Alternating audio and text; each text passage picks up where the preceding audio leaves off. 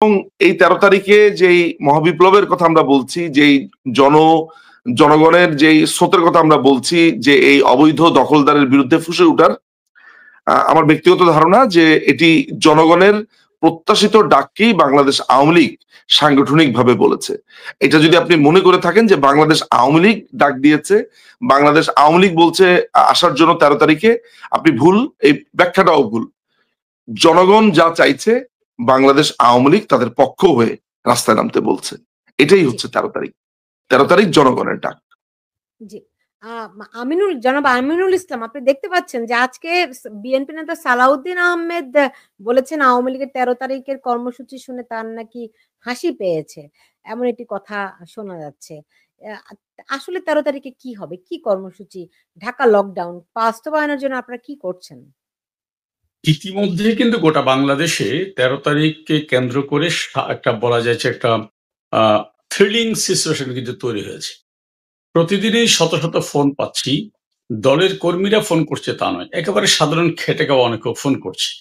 তাদের বক্তব্য হচ্ছে কি, আমাদের পিঠ দেয়ালে ঠেকে গেছে, আমাদের আর পেছনে ফেরার জায়গা নেই। কারণ আমাদের কাছে শেখ হাসিনা আর আওয়ামী লীগের নেতা নয়, আমাদের কাছে শেখ হাসিনা এখন বাঁচার অবলম্বন। আর এই দখলদার জঙ্গি সরকার একটা ফরমায়েশি রায় দিয়ে তাকে ফাঁসি নির্দেশ দিবে, আমরা ঘরে বসে ঘুমাবো, সে জীবন আমাদের দরকার নেই। আমরা আমাদের সর্বোচ্চটা দিয়ে আমরা ট্রাই করব এবং আমরা এর প্রতিবাদ জানাবো।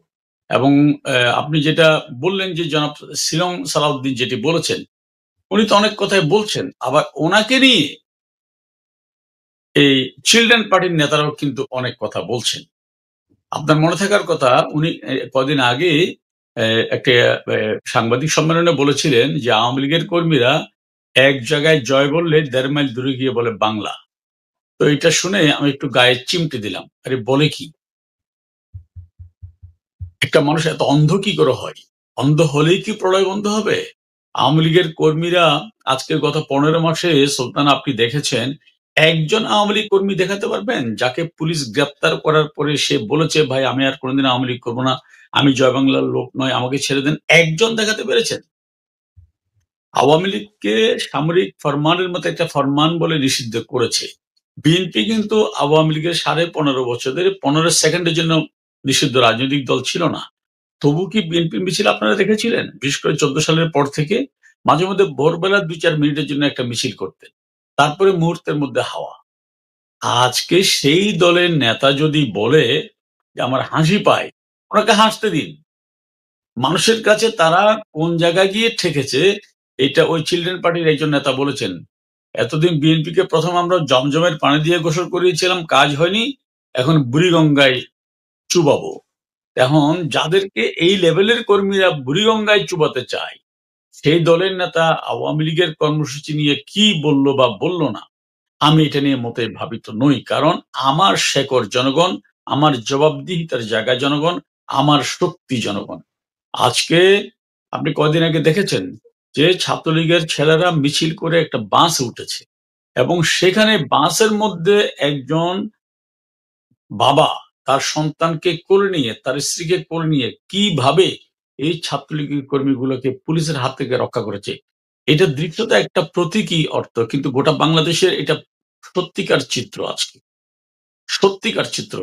এই জায়গাটায় আওয়ামী লীগ কিভাবে গিয়েছে, এই জায়গাটায় আওয়ামী লীগ পৌঁছেছে বঙ্গবন্ধু কন্যার অনন্য সাধারণ পদক্ষেপের কারণে। কারণ তিনি এই মানুষগুলোর আর্তি শোনার চেষ্টা করেছেন এবং সেখানে সমাধান দেওয়ার চেষ্টা করেছেন। এই সমাধানের কারণেই আজকে তারা মনে করছে শেখ হাসিনা নাই তো আমরা নাই, আমাদের ভবিষ্যৎ নাই। এই যে একজন রাজনৈতিক নেতা আরেকটা জনগোষ্ঠীর মানুষের জীবনের সাথে একীভূত করে ফেলা, এটা একজন রাজনৈতিক নেতার এবং একটি রাজনৈতিক দলের সাফল্য। সুতরাং 13 তারিখ নয়, আর ভবিষ্যতেও আরো নিপীড়ন হবে। 13 তারিখকে সামনে রেখে ইতিমধ্যে ভয়ঙ্কর গ্রেপ্তার অভিযান, নিপীড়ন, নির্যাতন শুরু করেছে এবং আরো মেটিকুলাস ডিজাইন শুরু করেছে। বাট আমি অ্যাসিওর করছি ইনশাল্লাহ কোনো মেটিকুলাস ডিজাইন কোনো কিছুই আমাদের এই চলমান যে মুভমেন্ট সেটাকে স্তব্ধ করতে পারবে না। এবং বঙ্গবন্ধু কন্যার ফাঁসির রায় ওরা দিবে আমরা জানি, যেহেতু বঙ্গবন্ধু কন্যার পক্ষে সরকার যাকে কৌশলী নিয়োগ দিয়েছেন জামাতের নেতা, তিনি কিন্তু অকপটে আদালতে বলেছেন, মি লর্ড, আমি যদি সাংবাদিকদেরকে বলি আমার মক্কেলের ফাঁসি হবে, তাহলে আমরা যে ফাঁসি দিব এটা তারা বুঝে ফেলবে। হ্যাঁ, সেই জায়গায় তাদেরকে শুধু এটুকু স্মরণ করিয়ে দেই, আগরতলার ষড়যন্ত্র মামলায় কিন্তু বঙ্গবন্ধুকে ফাঁসি দেওয়া হয়েছিল, তার জন্য কবর করা হয়েছিল, কিন্তু সবকিছুই নিশ্চিহ্ন করে বঙ্গবন্ধু রাজকীয় প্রত্যাবর্তন হয়েছিলেন। তিনি মুকুটবিহীন সম্রাট হয়ে বাংলার মানুষের মাঝে ফেরত এসেছিলেন এবং সেই পথেই হাঁটছে তার কন্যা, এবং সেটি শুধু মানুষের ভালোবাসার কারণে, আর কোনো কারণে। আপনি যদি জি, আমাকে অনুমতি দেন, আমি দুর্নীতি নিয়ে ২ টা কথা বলতে চাই। ২ মিনিট, বেশি জি সময় নিব না। জি, যে নিজু মজুমদার চমৎকার করে বলছিলেন যে দুর্নীতির অভিযোগের তো শেষ নাই। মানে ইউনূস বলছে যে ১৫.৫ বছরের দুর্নীতি ছাড়া কিচ্ছু হয়নি। ও আপনি সবকিছুই বাদ দেন, সব ডকুমেন্টস বাদ দেন। আমি শুধু একটা মোটা দাগে কথা বলি। বিএনপির ভারপ্রাপ্ত চেয়ারপারসন তারেক রহমানের বিরুদ্ধে দুর্নীতির সুনির্দিষ্ট তথ্য নিয়ে এফবিআই এসে সাক্ষ্য দিয়েছিল। তার ছোট ভাই জনাব আরাফাত রহমান কুকু, যিনি প্রয়াত, তার জন্য আল্লাহর কাছে আমি জান্নাতের প্রার্থনা করছি। তার পাচার করা টাকা বাংলাদেশে ফেরত এসেছিল। বঙ্গবন্ধু পরিবারকে দুর্নীতিগ্রস্ত প্রমাণ করার এই নোংরা খেলা নতুন করে শুরু হয়েছে পদ্মা সেতু সময় থেকেই। কিন্তু কানাডার আদালত, বাংলাদেশের আদালত নয়, কানাডার আদালত বলেছে এখানে দুর্নীতির কোনো চিহ্ন পাওয়া যায়নি এবং আজ অবধি কোনো কিছু প্রমাণ করতে পারেনি। অথচ বঙ্গবন্ধু কন্যার আরেকটি অংশ, ব্রিটেনের মন্ত্রী টিউলিপ সিদ্দিকী, তার বিরুদ্ধে দুর্নীতির অভিযোগ আসলো। তিনি একেবারে খুব দৃঢ় চিত্ত নিয়ে তিনি সেখান থেকে রিজাইন করলেন, যাতে মানে সর্বোচ্চ নিরপেক্ষ জায়গা থেকে দুর্নীতির বিরুদ্ধে তদন্ত হতে পারে। সেটা হলো, হবার পরে ব্রিটেনের সেই তদন্ত সংস্থা রিপোর্ট দিয়েছে টিউলিপ সিদ্দিকীর বিরুদ্ধে দুর্নীতি দূরের কথা, দুর্নীতির লেশ মাত্র আমরা পাইনি। এটি হচ্ছে বঙ্গবন্ধু পরিবারের চরিত্র এবং আরেকটি পরিবারের চরিত্র। সুতরাং ওরা যেমন আপনার এটি বঙ্গবন্ধুর বিরুদ্ধে কিন্তু হয়েছিল। ৭৫ সালেও কিন্তু বঙ্গবন্ধু সারা পৃথিবীতে কোথায়, কোথায় অ্যাকাউন্ট আছে সেগুলো চেক করা হয়েছিল। বঙ্গবন্ধুর বাংলাদেশের অ্যাকাউন্টে, আত্মীয়স্বজনের অ্যাকাউন্টে কি আছে চেক করা হয়েছিল।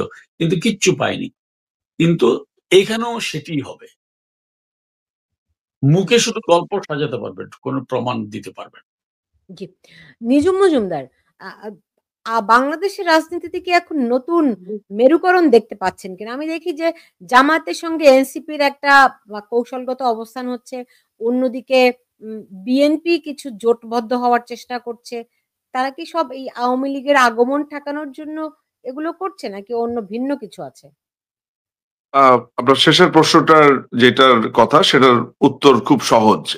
আমরা দীর্ঘ সময় ধরে বলেছি, এটিকে এক ধরনের অনেকে বলেছে যে এটি আপনাদেরকে নিজেদেরকে ওভার এস্টিমেট করা। সেটা হচ্ছে আমরা বলেছি যে বাংলাদেশের রাজনীতি আসলে তেমন কোনো পক্ষ নাই, পক্ষ দুইটা। একটা হচ্ছে বাংলাদেশ আওয়ামী লীগ, একটা হচ্ছে এনটি আওয়ামী লীগ। এই কথাটি আমরা যেমন বলেছি, একই সাথে আমরা এটাও বলেছি যে মুক্তিযুদ্ধের ধারক, মুক্তিযুদ্ধের বাহক, মুক্তিযুদ্ধের রক্ষাকারী এবং বঙ্গবন্ধু জাতীয় চান্নাতে অর্থাৎ বাংলাদেশকে রক্ষাকারী এই পুরো শক্তিটাই হচ্ছে বাংলাদেশ আওয়ামী লীগ। আমাদেরকে এই দুটি কথাকে কেন্দ্র করে বারবার বলা হয়েছে যে এগুলো এক ধরনের ফেসিস্ট চিন্তা, গণতন্ত্রের বিকাশ যাতে না হয়, উত্তরণ যাতে না হয়, তাই বারবার আপনারা আপনাদের বিপক্ষের প্রতিপক্ষকে আপনারা বলেছেন এন্টি আওয়ামী লীগ ফোর্স। আপনারা নিজেদেরকে একটা অনন্য জায়গাতে সবসময় রেখেছেন, কল্পনা করেছেন। নাম্বার 1। নাম্বার 2, মুক্তিযুদ্ধের কথাও তারা এটা বলেছে। আজকে এই ১৫ মাসে বা ১৪ মাসে আজকে যেটা প্রমাণিত হয়েছে যে মুক্তিযোদ্ধাদের গলাতে যখন জুতার মালা, যখন জাতীয় চার নেতার ভাস্কর্য ভেঙে ফেলা হয়েছে, মুক্তিযোদ্ধাদেরকে যখন জেলে পোড়া হয়েছে, যখন আপনি জয় বাংলা বলতে পারছেন না, মুক্তিযুদ্ধের বই কিনতে পারছেন না, মুক্তিযুদ্ধের কথা বলতে পারছেন না, আপনার যখন জিন্নার এখানে মৃত্যুবার্ষিকী, জন্মবার্ষিকী পালিত হচ্ছে, যখন আইএসআইয়ের এজেন্ট থেকে শুরু করে পাকিস্তানের সাথে ফেডারেশনের চিন্তা করা হচ্ছে, মানে সোজা কথা হচ্ছে যে এগুলো আমি বলাটা হচ্ছে বাতুলতা আর আমার সময় নষ্ট। মানে এখন আর আমাদেরকে আর কিচ্ছু বলতে হয় না। মানুষ এইটা বুঝে গেছে যে বাংলাদেশ আওয়ামী লীগই শেষ পর্যন্ত এই মুক্তিযুদ্ধের পক্ষের শক্তি এবং তাকে রক্ষা করেছে। একইভাবে আপনি আজকে যে ফোর্স গুলোর কথা বললেন, এরা সবাই হচ্ছে অ্যান্টি আওয়ামী লীগ ফোর্স। উত্তর হচ্ছে ইয়েস। আওয়ামী লীগকে খেয়াল করে দেখবেন গত এই ১টি বছরে যখনই কোনো ধরনের আওয়ামী লীগ মাথাচাড়া দিয়ে উঠেছে। আওয়ামী লীগ যখন একটা আন্দোলনের কথা বলেছে, এমনকি মাননীয় প্রধানমন্ত্রী যখন ছাত্রলীগের সাথে একটি সামান্য অনলাইন একটা মিটিং করেছে, যেটি পাবলিক মিটিং, যেখানে ছাত্রদেরকে শুভকামনা জানানো হয়েছে, তাদের কথাই মাননীয় প্রধানমন্ত্রী কিন্তু বলেছেন যে তারা তো কোনো অন্যায় করেনি, তাদেরকে যারা ভুল বুঝিয়েছে তারা। সেই নিরীহ ভাষণের সময় আপনার ঐতিহাসিক 32 নম্বরটা ভেঙে দেওয়া হয়েছে। এই বাঙালি জাতির যদি মানে কোন ধরনের বেদনা থেকে থাকে, সম্মিলিত বেদনা, একেবারে দলমত নির্বিশেষে সম্মিলিত বেদনা, আমি বিশ্বাস করেন আমি বিএনপির সমর্থকদেরকে দুঃখ পেতে দেখেছি অনেক। যারা ধরেন জ্বালাও পোড়াও করেন, আছে না, বিএনপিরও তো লোকজন আছে যারা দেশের বাইরে থাকে, পড়াশোনা করেছে, শিক্ষিত একটা অংশ আছে, তারাও কিন্তু বলেছে যে এইটা তাদের কাছে একটা অবিশ্বাস্য ঘটনা ছিল 32 নম্বরের। ফলে এই যে বঙ্গবন্ধুর বাংলায় বৈষম্যের ঠাঁই নেই বলে যারা আন্দোলন করলো, তারা কত বড় প্রতারক, চিটার, তারা যে কত বড় এই জঙ্গি, এই ঘটনার মধ্য দিয়ে প্রমাণিত হয়েছে। এবং এই আপনার যে প্রশ্ন, সেটার উত্তর হয়েছে ইয়েস। বাংলাদেশ আওয়ামী লীগকে ঠেকানোর সমস্ত তারা ঐক্যমত্য হয় যখন বাংলাদেশ আওয়ামী লীগ প্রশ্নে আসলে তারা সব এক অন্য প্রসঙ্গে। কারণ তারা জানে, আপনি দেখেন আজকে বিএনপি এবং জামাত ইসলামীর আপনি ভোট কাউন্ট করেন, গত 54 বছরও লাগবে না, 1990 সাল থেকে এখন পর্যন্ত আপনি কাউন্ট করে দেখেন। আমি 1973 থেকে এখন পর্যন্ত ভোট কাউন্ট করে দেখেছি, বাংলাদেশ আওয়ামী লীগ এখনো পর্যন্ত 47.21% ভোট পেয়েছে। 47.21% বাংলাদেশ আওয়ামী লীগের ভোট। আপনি যদি মনে করেন যে 2024-এর ইলেকশন আপনি গণায় ধরবেন না, 2018-এর ইলেকশন আপনি গণায় ধরবেন না, 2014টা ধরবেন না, আপনি যদি 2008-এর শেষে যে ইলেকশনটা হয়েছে সেইটা পর্যন্ত আপনি গণেন, তাহলে আপনি দেখবেন বাংলাদেশ আওয়ামী লীগের ভোট হচ্ছে 41 এটা হচ্ছে গড়। একটা দেশে যদি 41 পয়েন্ট সামথিং একটা দলের ভোট হয়, তাহলে সেই দলকে আটকানোর জন্য জোট হবে, কত কিছু হবে, সেটা বলার অপেক্ষা রাখে না। এটা গেল একটা। 2 নাম্বার যেটা হয়েছে সেটা হচ্ছে যে আমি আপনার প্রোগ্রামেই বলেছি কিনা জানি না, আরেকটা প্রোগ্রামে বলেছি কিংবা আমি নিজে ব্যক্তিগত ভিডিও বানিয়ে বলেছি যে আজকে থেকে প্রায় 2.5-3 মাস আগে আমেরিকান হাই কমিশনেরই একটি উদ্ধৃতি দিয়ে বলেছি যে আমেরিকান হাই কমিশনের যে একজন, আমি তার নাম বলি না, ওখানে যে কর্তা ব্যক্তিরা আছে, তারা মোটামুটি একটা প্ল্যান করে বসেছে। প্ল্যান হয়েছে যে এনসিপি আর জামাতে ইসলামের সমন্বয়ে তারা সরকার গঠন করবে। এই সিদ্ধান্ত তো সুলতানা আপা আমি নিচ্ছি না, আপনি নিচ্ছেন না, জনগণ নিচ্ছে না, এই সিদ্ধান্ত নিচ্ছে আমেরিকা। আমি এখন যে দেশে বসে আছি আসলে সেই দেশের কর্তা ব্যক্তিরা সিদ্ধান্ত নিচ্ছে যে বাংলাদেশে আপনার সরকার প্রধান কে হবে। এবং তারেক রহমানের প্রশ্নেও কিন্তু তাদের ব্যাপার আছে যে তারেক রহমান রাজনীতি করবে কি করতে পারবে কি পারবে না, এই ধরনের তাদের ডিকটেশন আছে। আমি কিন্তু এই জায়গাতে উঠেও একটা কথা বলি যে আমাদের দেশের রাজনীতিবিদরা যদি কেউ খারাপ হয়, অন্যায় করে, সেটার বিচার আমরা করব, সেটা আমরা দেখব। দেশের বাইরে থেকে এসে কেউ ছড়ি ঘোরাবে, অমুক লোক রাজনীতি করতে পারবে না, তমুক লোক রাজনীতি করতে পারবে না, সেটা কিন্তু শেষ পর্যন্ত আপনার গায়েও একদিন ছবল দিবে, ওটা যদি আমি মেনে নেই। সেই জায়গা থেকে বলতে পারি যে আমাদের দেশে এখন এই মুহূর্তে রাজনীতির নিয়ন্ত্রণ করছে আমেরিকা, রাজনীতির সিদ্ধান্ত নিচ্ছে আমেরিকা, প্রশাসনের সিদ্ধান্ত নিচ্ছে আমেরিকা, এবং এই পুরা দেশকে কিভাবে ক্যাপচার করবে এবং কিভাবে কোথায় ঘাঁটি গাড়বে, কোথায় কোন জায়গাতে কি হবে না হবে, এই সমস্ত কিছুরই সিদ্ধান্ত আমেরিকা নিচ্ছে। এই দেশে যখন আপনার চারদিকে আপনি ছোটবেলা থেকে যখন আপনি ইংরেজি পড়েন, আপনি যখন আমেরিকান মুভি দেখেন, আমেরিকান ড্রেস আপ করেন, আমেরিকা যখন কথায় কথায় আমেরিকার লোকেরা যখন আমাদের রাজনীতিতে হস্তক্ষেপ করে, আপনি কি কখনো বাংলাদেশে কাউকে বলতে শুনেছেন দেশ আমেরিকার কাছে বিক্রি হয়ে গেল?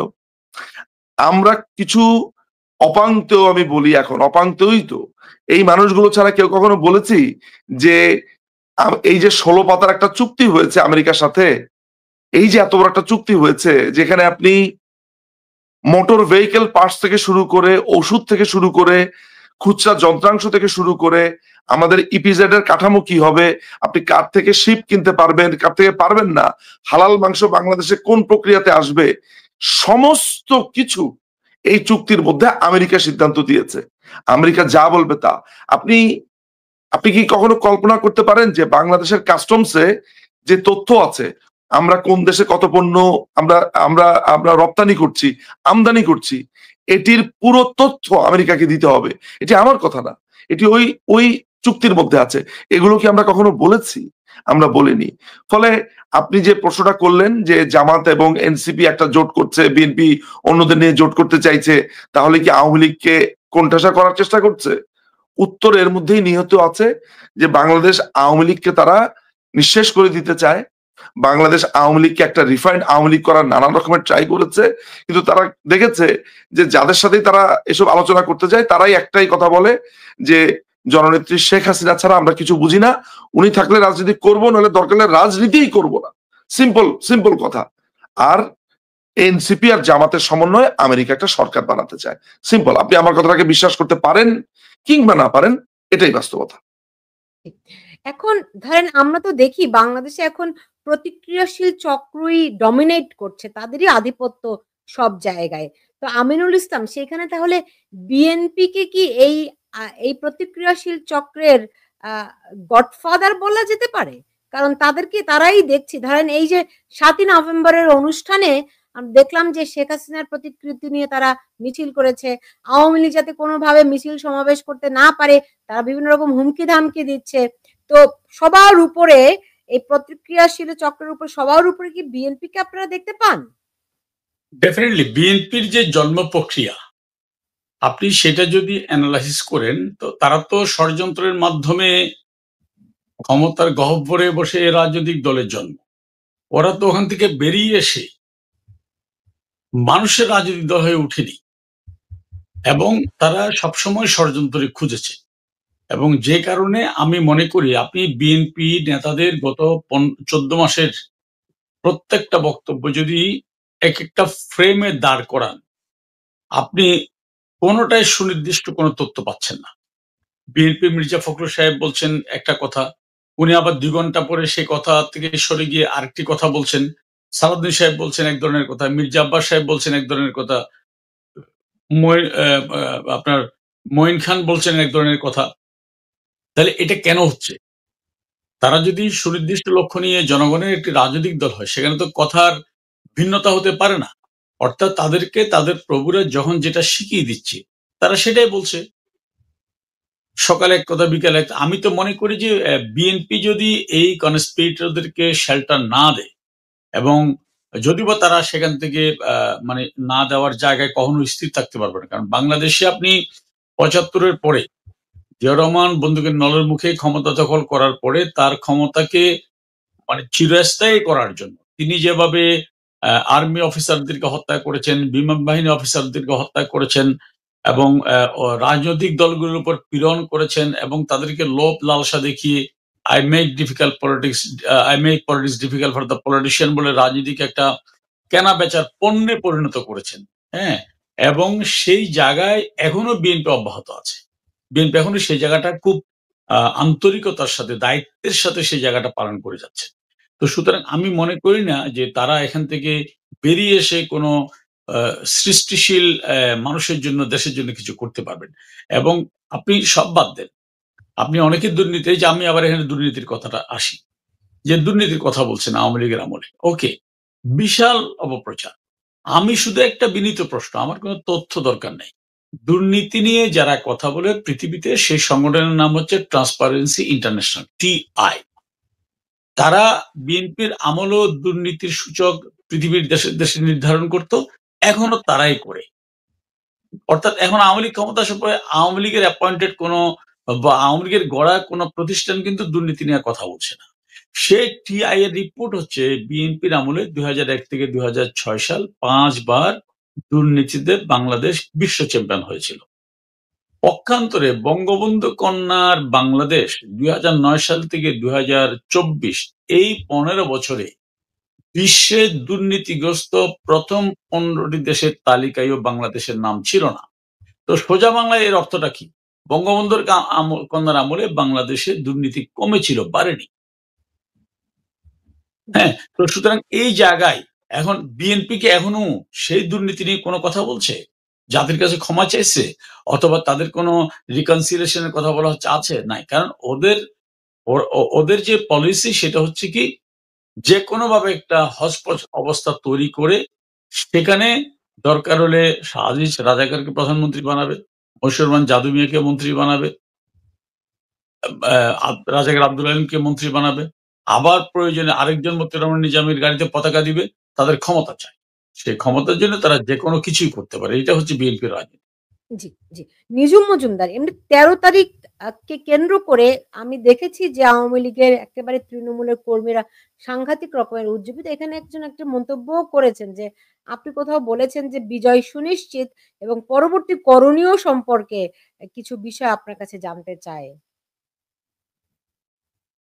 আহ, কোনটার করণীয় জানতে, সরি আমি আমি আমি বুঝিনি না, প্রশ্নটা। মানে আপনি বলেছেন যে আপনাদের মানে আওয়ামী লীগের বিজয় সুনিশ্চিত, বিজয় পরবর্তী করণীয় কি, কি আছে? সেই বিষয়গুলি সম্পর্কে তারা এক ধরনের দিক নির্দেশনা বা করণীয় সম্পর্কে দেখেন জানতে সুলতান আপা, আমি আপনাকে বিজয় একটা কথা আমি তো বলি। হ্যাঁ, আমি বিজয় বুঝতে কতটা পেরেছি। সুনিশ্চিত হলো আমি তো এটাই বুঝলাম।